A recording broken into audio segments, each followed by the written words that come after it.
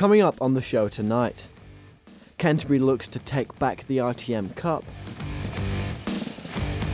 We belt a few balls around in backyard cricket.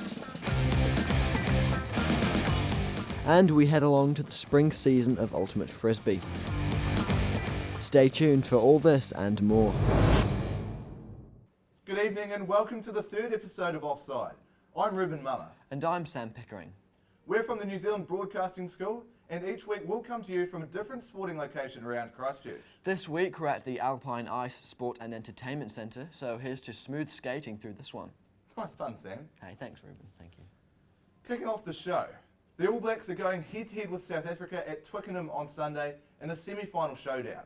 The game kicks off at 4 a.m. our time, so get yourselves out of bed, hold on to your couches, because this is going to be one for the history books. And it wouldn't be a true Southern Hemisphere showdown without Argentina and Australia.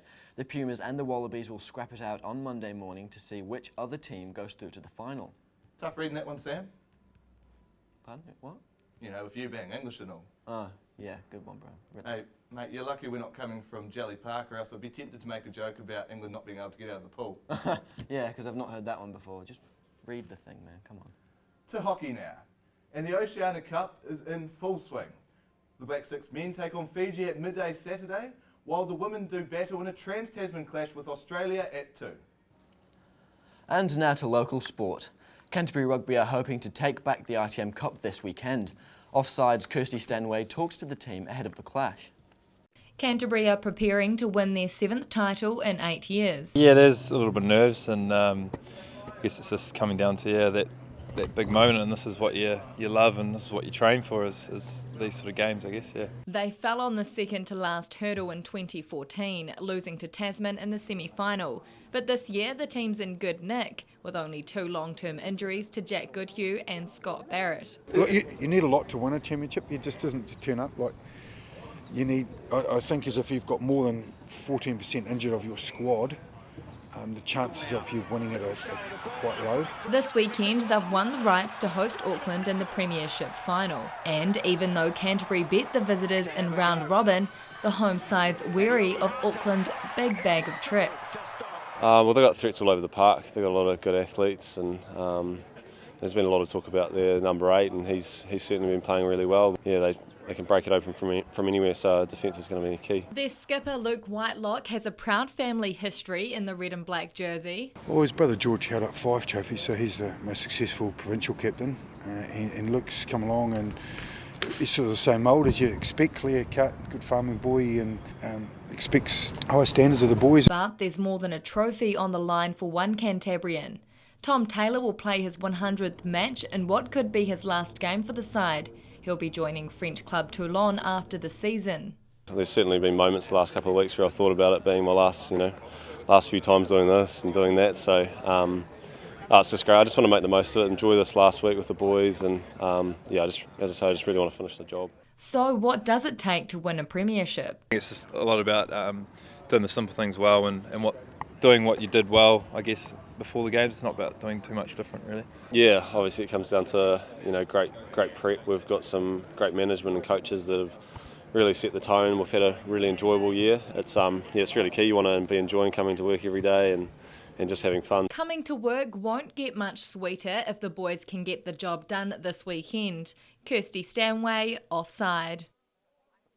In other news, Canterbury was always strongly represented in triathlon, until the earthquake slowed that down. Offside reporter Sam Pickering checks out a Talent ID Day aiming to get back to the old ways. Triathlon. The 3-part endurance race consisting of running, cycling and swimming. The Canterbury Triathlon Academy are recruiting new members in their first ever Talent ID program. The event is about finding talented triathletes. We just want to branch out to anyone who's not involved in triathlon. I'd like to see soccer players here, hockey players, rowers, whatever. Since the earthquakes, Canterbury has struggled to keep up their strong reputation in the triathlon, but this day aims to change that. Canterbury has always been very strongly represented nationally and internationally in the sport, and that's eased off a lot in the last few years, so we want to bring ourselves back up to national and international level. The triathlon itself isn't just about being physically fit. You need to be very, very organised and prepared. Gear failure often finishes your race, and people that are quite untidy and all over the place, they fail not because they're bad, but because they're ill prepared. As well as quick thinking, there's also dedication needed.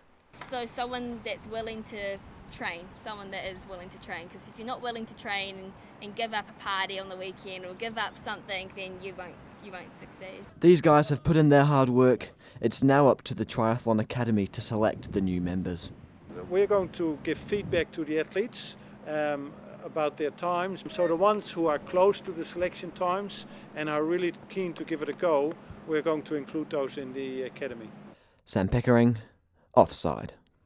So, how do you reckon you'd go up against them kids, Rubes? Well, mate, I think I'd go all right. The West Coast has been a great place for a budding young triathlete like myself growing up. I mean, we've got heaps of beaches to run down, we've got mountains to bike up, and a bit of a swim down the mighty Grey River doesn't go amiss. Mate, I have seen you on a treadmill. Not a pretty sight. I don't ever want to see that again. That's majestic. I don't want to see it again. Anyway, if you're at a loose end on Saturday, get down to Hagley Oval and support Canterbury Cricket as they take on the Otago Volts in a Plunket Shield match. While Canterbury have won the Shield for the last 2 years, they haven't quite been able to pip the blue and gold. So they'll be out for revenge when the match hits off at 10:30 a.m. Saturday. With the Constellation Cup underway, there's plenty of on-court rivalry between the top New Zealand and Australian netballers. As Kirsty Stanway reports, Christchurch hosted the first match in the series, but not without a few challenges. This week, sporting fans flooded into Horncastle Arena to watch the country's top netballers in action. I think it's awesome. Yeah, it's great to come watch them. While the Silver Ferns may not have been successful in their first Constellation Cup match, it was a win for the Garden City. It's such an awesome experience because especially there hasn't been much sport like going on here or netball games since the earthquake, and so I think it's a really special time for everyone. And we'll be it reminds like Christchurch that we're still here. Yeah, exactly. Until everyone else, everyone's like, okay, that's in Christchurch, they're having fun, and it's still a cool place to go, so it's really special for us. On Tuesday night, the Ferns played their first test in Christchurch since 2012. It's great to have top-level netball back in the city and for the wider sporting community too, just to see those wonderful athletes, our Silver Ferns and the Australian Diamonds. Rotorua, Porirua and Hamilton have hosted international games over the last 4 years, so why not Canterbury? With Horncastle Arena being full most of the time, with all sorts of things from prize givings to concerts as well as sporting events, getting time and space has been an issue. The City Council agree they've been stretched for space and availability, but this isn't the only reason. We have commitments as well for other events, such as like a Cricket World Cup, or next year Pioneer mountain bike race as well. While hosting these sporting events is the goal, it could be some time before the region welcomes another netball test, with Metro Sports Facility still 5 years away. Kirsty Stanway, Offside. In every sport, the coach plays a big part in getting the best out of their players. That's no different in badminton. Tracy Hallam's done almost all there is to do in the sport of badminton, winning a Commonwealth Games gold and representing Great Britain in the Olympics. Probably when I finished playing badminton in 2008, just after the Olympics, I thought I'd learned kind of too much to just keep it all in here, so I thought I might try and share it with other people. Now she's taken to coaching Canterbury's finest up-and-coming junior talent. There's a few good juniors that we've got, obviously still a little bit behind the players in the North Island, so we've got to try and kind of work our training that we can train a little bit more, a little bit harder, a little bit smarter, so that when they do go up to the North Island we're able to compete. So what does she bring to the table as a coach? A bit of enthusiasm and hopefully good fun. Two of Tracy's players performed exceptionally well at the recent Nationals. What do they think of their star coach? She kind of brings like a surprise to the court every day, and it's always kind of different, but then obviously there's like routine, but kind of makes you feel like you're really part of something. It boosts my confidence a lot, that's for sure, and then it also makes me want to keep going to achieve that kind of level of badminton. Can we expect to see Tracy hanging around Canterbury for a bit longer? Maybe, yeah. Maybe you could have a word with the people that provide the weather next winter. Yeah, make it not so cold. I decided to try and put the Supercoach to the test. So Coach Tracy, we're up against two of your finest young players, Jack and Jenny. What sort of tips have you got for me? I would hope that you can react pretty quickly. They'll be hitting quite hard, I'm sure, and you're going to have to run quite a bit. They'll make you run for sure. Running was something I hadn't prepared for. The chemistry was there. Yeah, we'll go with that. And I put my body on the line for our team. But the shuttlecock didn't quite fly my way, and I had to admit defeat to a 12 and 13-year-old. We'll get them next time, Tracy. Ruben Mama, Offside. Almost there. Now, if you went to university or you go to university, you probably know all about the societies like NSOC and LawSoc. But as Emily van Veldhoven finds out, there's another student club moving up the order. These guys don't need much. A plastic bat, a tennis ball, and they're in for a stellar game of backyard cricket. The Backyard Cricket Society, established in 2005, is the second longest running society at Canterbury University. Current president Ryan Lill and future president Connor O'Leary make up just 2 of the club's 440 members. In 2005, a group of lads sort of brought their passion for backyard cricket together to make the original social club on campus, and from then it's sort of gone from strength to strength. For Ryan, presidency runs through his veins. It's a bit of a family tradition for myself. I've had 3 older brothers, been through the committee, and strong family ties. And it's a family feeling within the committee as well. So, aside from the odd game of cricket, the club holds regular tournaments, flat crawls, and themed parties. We pretty much aim to service the students and their social aspirations. Third-year arts student Hayley Buckingham has made history in the society. They decided for the first time to get girls on the committee, so I was like, yeah, this will sound me. Like, I've always knew a little bit of backyard cricket and wanted to be the first girl on the committee, so decided to go for it. So, what's next for this popular sporting group? I think we'll try and keep it as a small club.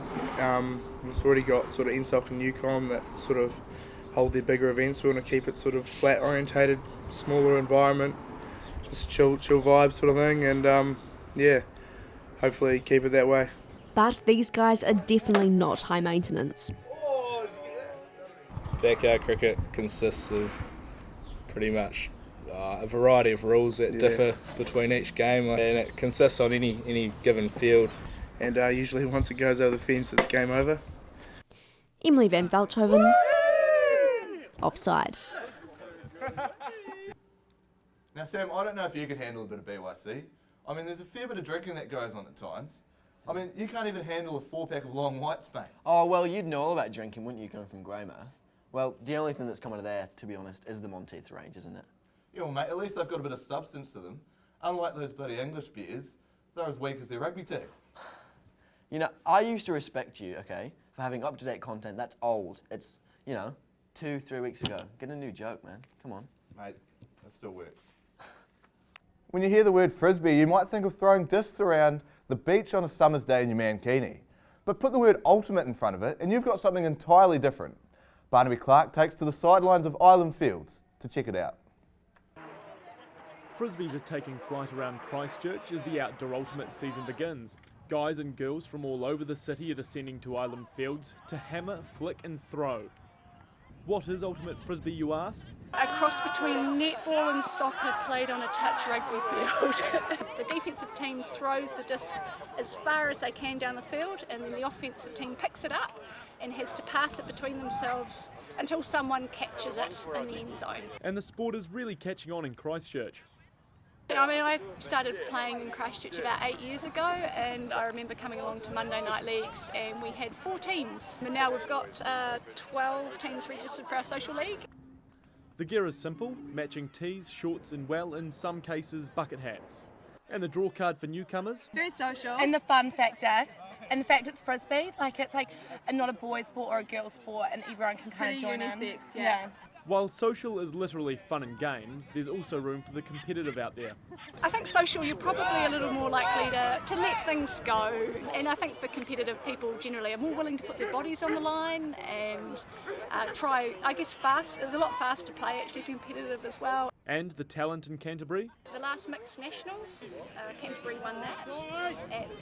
Our men's team is the current national champs, and our women's team came second. There's even room for a bit of creativity. My team's Black Huck Down. We were just playing the Mother Huckers. We've got Ridiculous, Despicable Me, and Despicable Me Too, Game of Throws, Multiple Scoregasm. With that, I'll let the girls have the last say. It's a game for the people. It's a game for everyone. Barnaby Clark, Offside. Kiwis love throwing a footy around once the weather starts to warm up. Ruben has a look at Canterbury's touch scene and how preparations are going for the upcoming season. It's almost summertime. That means touch season is just around the corner. Touch is, depending on how you measure the numbers, second or third largest sport in Canterbury, and we've grown our junior numbers by 50% in the last 4 years, so it's really exciting times for us. There was a big turnout at Belfast's Sheldon Park for the Canterbury representative trials. We're trialling for Canterbury representative sides from under 11s to under 17s. We run 13 sides this year. It's normally 12, but we've got an extra one, which is exciting.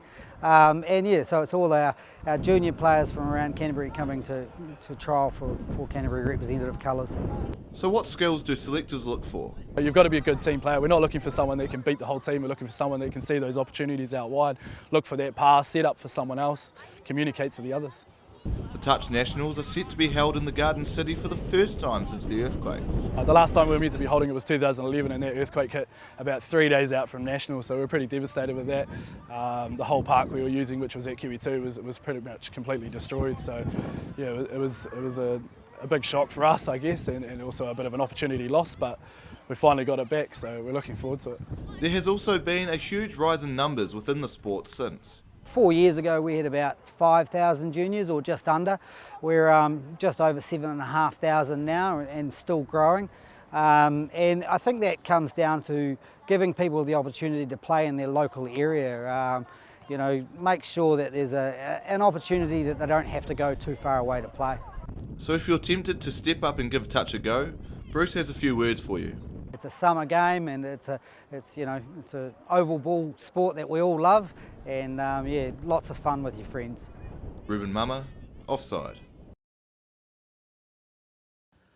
Now, Ruben, you're a pretty sizable character. You'd be quite easy to tag in a game of touch. That's a bit rough, eh? What are you trying to say? That's bringing back bad childhood memories for me, mate. I'm sorry. God, was that necessary? Right. Now, it would usually be time for us to show you our Young Gun segment. But due to this little guy here being corrupted, all of our footage was erased. So we'll kick this pesky memory card for touch, and we do promise you that we'll have another Young Gun for you next week. The cricket season is underway, and Canterbury are looking to win the title for the third time in a row. Russell Maloney chats to head coach Gary Stead about the upcoming season. Hello everyone, I'm down here at the Hagley Pavilion with Gary Stead, the Canterbury cricket coach. Gary, tell us a little bit about how the Canterbury cricket team's doing this year. Yeah, well, last year we won the Plunket Shield, so second time in a row, which is fantastic for us. So that's the 4-day competition. This year that we start with that competition with 2 rounds and then another round just prior to Christmas, and then finish with 7 4-dayers in February and March. So it's a long way to get to the end of that competition. Unfortunately we started with a loss, but look, there's 9 rounds to go, and it's a long season, so you don't win the competition now, you win it at the end of the year. And what's the team's goal? Aside, I mean, you've got winning obviously. How do you plan on achieving this? Yeah, look, every team I'm sure has the same goals. They want to win all 3 competitions. No team's ever done it before. So in reality, it's something that's obviously very, very hard to do. We want to keep producing people to play for the Black Caps as well. We're proud of our people that go on and represent New Zealand. It's something special, and that's both in men and women's game as well. And generally it's just looking about getting better every day, so improving, making sure that we're training at a high intensity, and giving our players the best chance. And as you can see behind here, there's New Zealand A going on. We've got 3 players involved in that, and again, that's a stepping stone before the New Zealand team. And so you've said you've won last year. Yep. How can you improve for this year? Look, we've kept the majority of the same squad, so one thing that was really important to us as we maintain is certainly our bowling stocks, which we've managed to do. So we've kept all our bowlers. Now if we can just manage their fitness levels and make sure we get them through the season, then I'm really positive and confident that we've got a bowling attack that's good enough to win us a competition like the 4-day competition. As I said, it's not done very often. If we win 3 years in a row, I mean, that hasn't been done since 1939, which so it shows how hard it is to do that. But look, we've worked hard over the winter and we've got a good base of our squad. You have a good mix of kind of experienced players with likes of Peter Fulton in there and a few young guns coming through, Tom Latham. What's the sharing experience like? The old fellas are pretty good? Yeah, fantastic. I mean, probably Peter Fulton and Andrew Ellis are two of our more experienced guys, both sort of mid-30s or thereabouts. And then we've got young guys like Kenny McClure and Leo Carter, both in their first contract year. We're both 19, 20 years old, Kyle Jamieson the same, so it's fantastic. And then you get the likes of Tom Latham and Matt Henry that come back and share their New Zealand experience as well. We've got an important mix of youth and experience, and we're also conscious of that when it comes to contracting our sort of contracted players. And Sydney Thunder, they're coming in December. Yep. Everyone should come down and... Absolutely, yeah. 4th of December. We're the Canterbury Kings are the first team to ever play against a Big Bash team from Australia. So we've built up a relationship there with Sydney Thunder, which is fantastic. So they're bringing their team over and to play us on the 4th.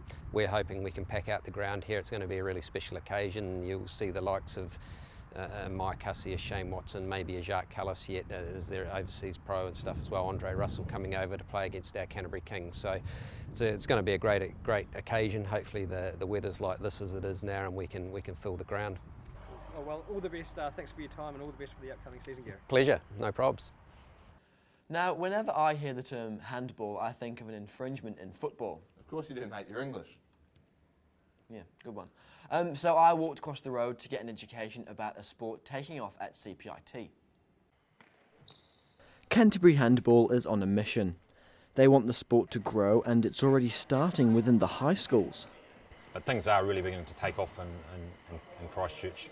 We're into Cashmere High School is really into it, and Lincoln High School as well, and Boys High are dabbling in it a little bit. We've just finished a session at St Andrews College, introducing it to some of the students there.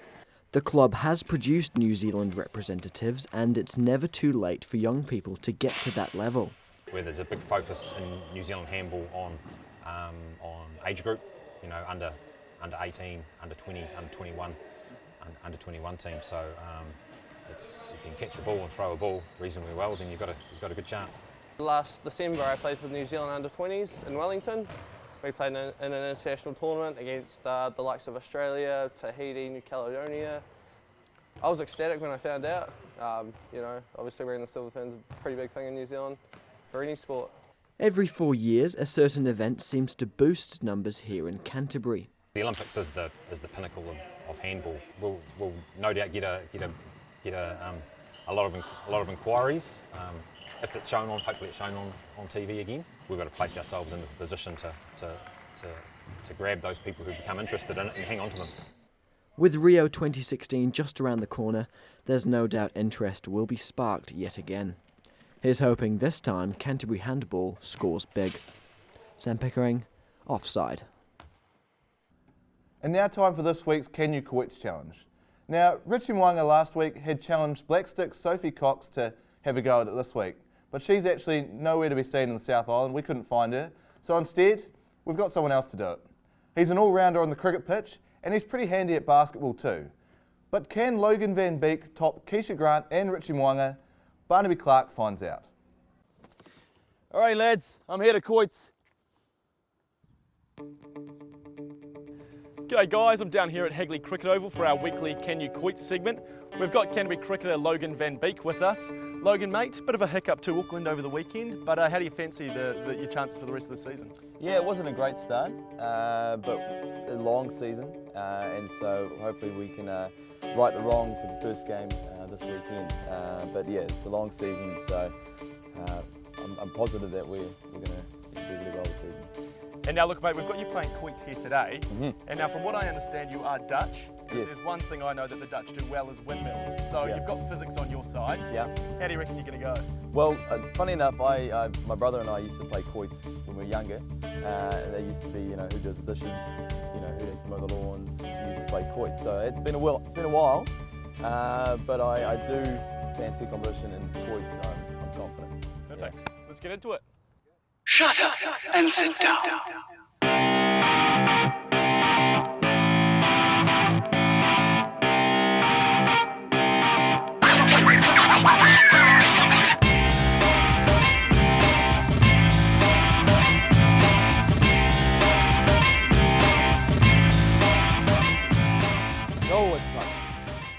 Logan, mate, 50%.